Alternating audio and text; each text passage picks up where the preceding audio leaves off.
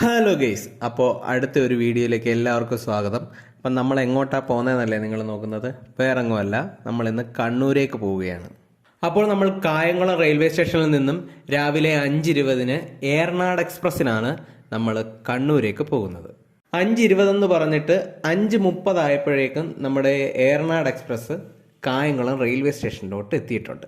എറണാകുളത്തോട്ടും മറ്റും രാവിലെ ചെല്ലേണ്ടവർ, ഓഫീസ് ജോലി ചെയ്യുന്നവർ പെട്ടെന്ന് പോകാൻ പറ്റിയ ഒരു വണ്ടിയായിരുന്നു ഇത്. അതുകൊണ്ട് തന്നെ അത്യാവശ്യം നല്ല തിരക്കുണ്ടായിരുന്നു. ഇനി എന്തിനാണ് കണ്ണൂരേക്ക് പോകുന്നു എന്നല്ലേ നിങ്ങൾ ചിന്തിക്കുന്നത്? വേറൊന്നുമല്ല, കണ്ണൂരിൽ നിന്നൊരു ഫാമിലി മോനെ കാണാൻ വേണ്ടിയിട്ട് ഇവിടെ വന്നിരുന്നു. അപ്പോൾ അവരെ ഇപ്പോൾ ഞങ്ങൾ കാണാൻ വേണ്ടിയിട്ട് അങ്ങോട്ട് പോവുകയാണ്.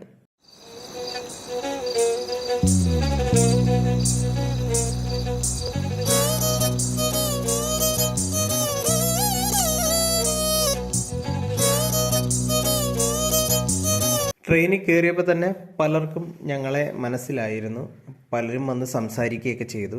അപ്പോൾ അതിലൊരു മോള്, അത് മോൻ്റെ കൂടെ ഇരിക്കണമെന്ന് പറഞ്ഞിട്ട് ഞങ്ങളുടെ കൂടെ വന്നിരിക്കുകയാണ്. ഈ നിൽക്കുന്ന ആളെ മനസ്സിലായോ? നമ്മുടെ മൂസക്കായി, അതാണ് നമ്മുടെ MIT മൂസയിലെ ചേട്ടനാണിത്. മോൻ അദ്ദേഹത്തിൻ്റെ കൂടെ ഇന്ന് 2 സെൽഫിയൊക്കെ എടുത്തു. അങ്ങനെ ഉച്ചയ്ക്ക് 2:30 കൂടി തന്നെ ഞങ്ങൾ കണ്ണൂർ റെയിൽവേ സ്റ്റേഷനിൽ വെളിയിലിറങ്ങി. ട്രാഫിക് പ്രശ്നം ഉണ്ടായതുകൊണ്ട് ശ്രീതേട്ടൻ കുറച്ച് ഡിലേ ആയിട്ട് നമ്മളെ പിക്ക് ചെയ്യാനായിട്ട് എത്തി.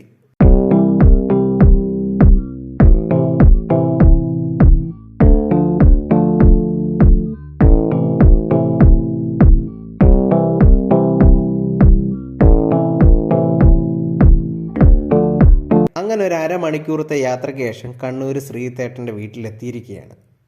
ഞങ്ങൾ അവിടെ എത്തിയപ്പോഴേക്കും കുട്ടികൾ കളിക്കാനും ചിരിക്കാനും ഓടാനും ചാടാനും ഒക്കെ തുടങ്ങി.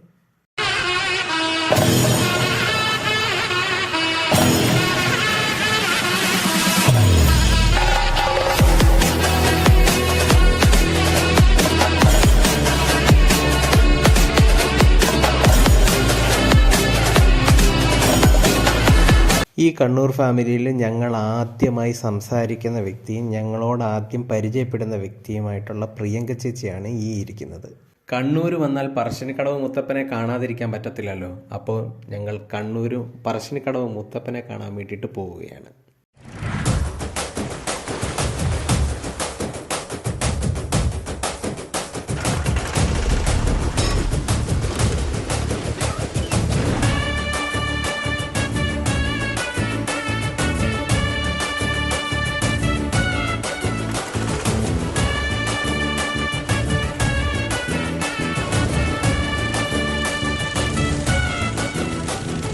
ഞായറാഴ്ച ദിവസം ആയതുകൊണ്ട് തന്നെ മുത്തപ്പൻ്റെ അമ്പലത്തിലും സ്നേക്ക് പാർക്കിലും പിന്നെ വിസ്മയ അമ്യൂസ്മെൻറ്റ് പാർക്കിലും നല്ല തിരക്കായിരുന്നു.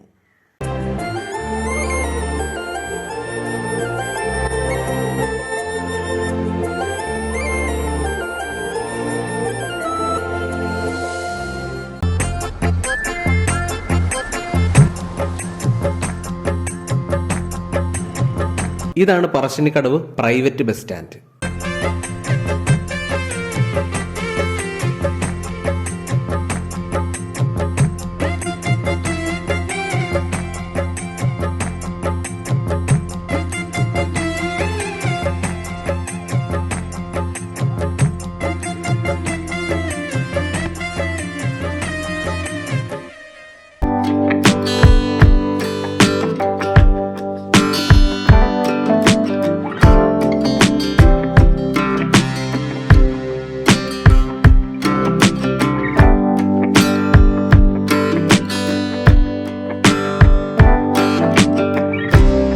ഇതാണ് നമ്മുടെ ശ്രീതേട്ടൻ വർക്ക് ചെയ്യുന്ന ബാങ്കിൻ്റെ പറശ്ശിനിക്കടവ് ബ്രാഞ്ച്. ഞായറാഴ്ച ദിവസം ആയതുകൊണ്ട് തന്നെ പറശ്ശിനിക്കടവ് മുത്തപ്പൻ്റെ അമ്പലത്തിൽ നല്ല തിരക്കാണ്.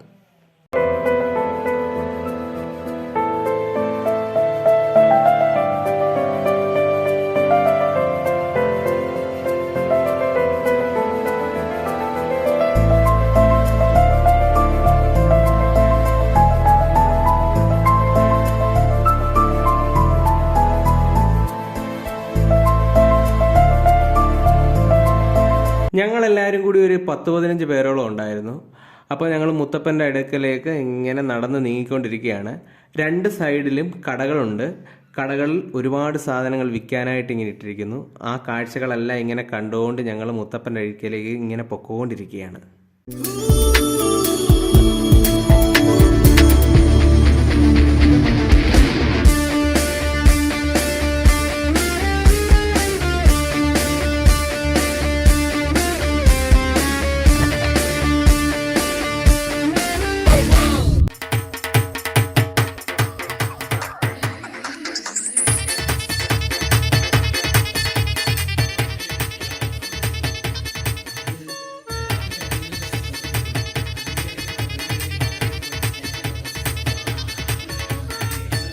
അങ്ങനെ നമ്മൾ അമ്പലത്തിൻ്റെ ഫ്രണ്ടിൽ എത്തിയിട്ടുണ്ട്. നല്ല തിരക്കുണ്ടായിരുന്നതുകൊണ്ട് തന്നെ എല്ലാവരും കുഞ്ഞുങ്ങളുടെ കയ്യിലൊക്കെ പിടിച്ചുകൊണ്ടാണ് പൊയ്ക്കൊണ്ടിരിക്കുന്നത്. ഇപ്പോൾ നമ്മൾ എന്താ പറയുക, ഫ്രണ്ടിലുള്ള ഒരു പുഴ, അതിൽ കാല് കഴുകി വേണം അകത്തേക്ക് കിടക്കാൻ വേണ്ടിയിട്ട്.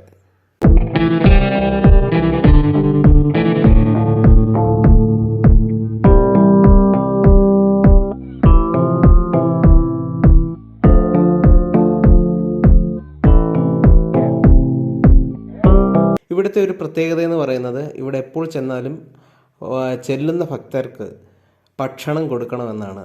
ഇവിടെ ഫ്രീ ആയിട്ട് ഭക്ഷണമുണ്ട്. കൂടാതെ എപ്പോൾ ചെന്നാലും ചായയും പിന്നെ പയർ പുഴുങ്ങിയതും തേങ്ങാപ്പൂളും അത് ഇവിടുന്ന് എപ്പോഴും കിട്ടുന്നൊരു സാധനമാണ്. അതിവിടുത്തെ ഒരു പ്രസാദമായിട്ടാണ് കണക്കാക്കുന്നത്.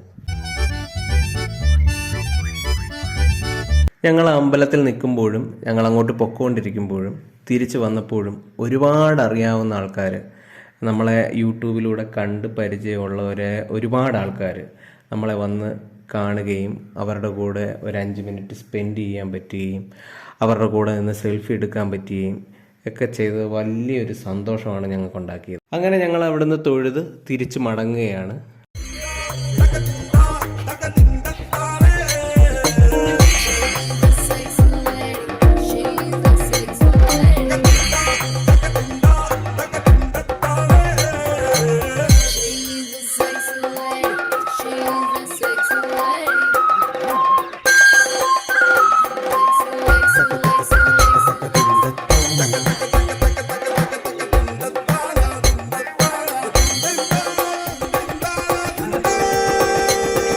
അങ്ങനെ നമ്മുടെ ഉച്ചഭക്ഷണം ഇന്ത്യൻ കോഫി ഹൗസിൽ നിന്ന് കഴിക്കാൻ വേണ്ടിയിട്ട് കയറുകയാണ്.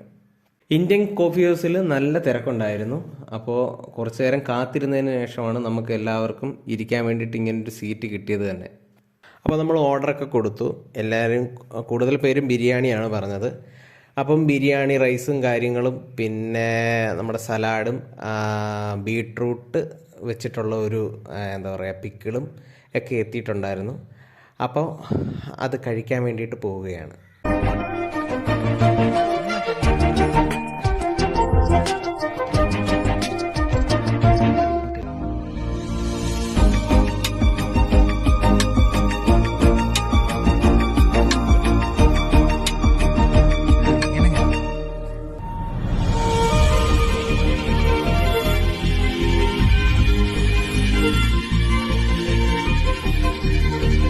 ഭക്ഷണമൊക്കെ കഴിഞ്ഞിട്ട് ഞങ്ങൾ നേരെ ബീച്ചിലേക്കും അവിടെ ഒരു ചെറിയ പാർക്കുണ്ടായിരുന്നു അവിടേക്കുമാണ് പോയത്.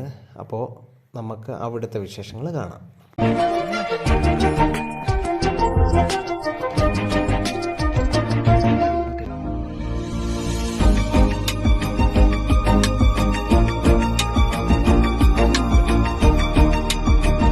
ഉണ്ണിച്ചേട്ടൻ ആ പാർക്കിനകത്തേക്ക് കയറാനുള്ള ടിക്കറ്റൊക്കെ എടുത്തു.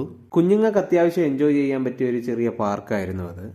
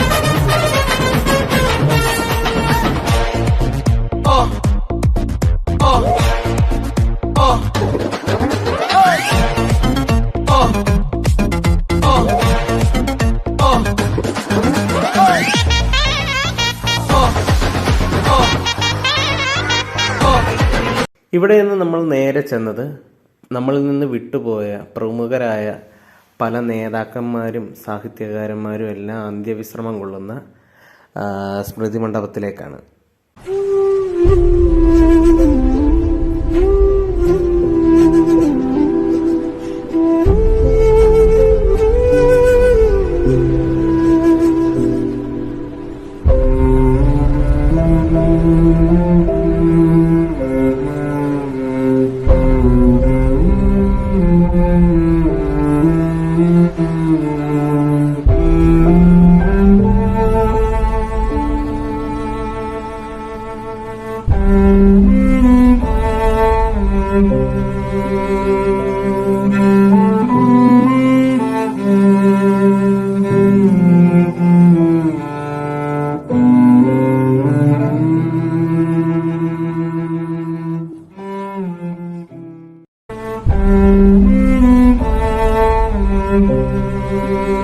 ഇവിടുന്ന് ഞങ്ങൾ പോയത് ബീച്ചിലേക്കാണ്.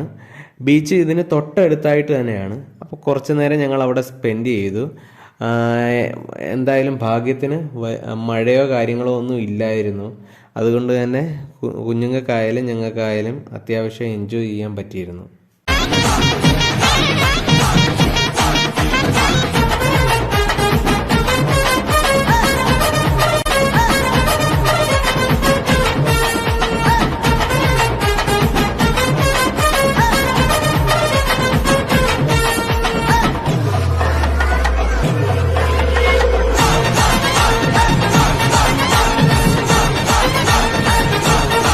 ഇത് കഴിഞ്ഞ് ഞങ്ങൾ നേരെ വീട്ടിലേക്ക് ചെന്നു. വീട്ടിൽ നിന്ന് വെളുപ്പിനെ 3 മണിക്ക് ഞങ്ങൾക്ക് ഇറങ്ങണമായിരുന്നു. കാര്യം 4:45 തിരുവനന്തപുരം കണ്ണൂർ ജനശതാബ്ദിക്ക് ഞങ്ങൾക്ക് തിരിച്ച് നാട്ടിലേക്ക് വരാൻ വേണ്ടിയിട്ടായിരുന്നു. കുഞ്ഞുങ്ങളൊക്കെ ആ സമയവും ഉണർന്നിരിക്കുകയായിരുന്നു.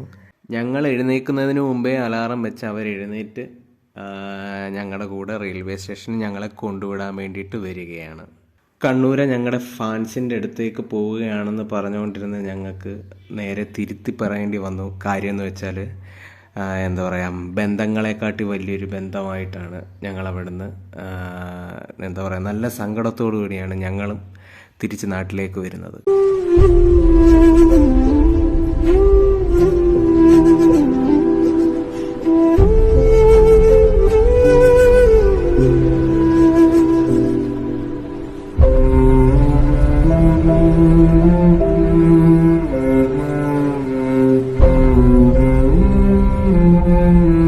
എല്ലാവരും കരഞ്ഞുകൊണ്ട് ഞങ്ങളെ യാത്രയാക്കി.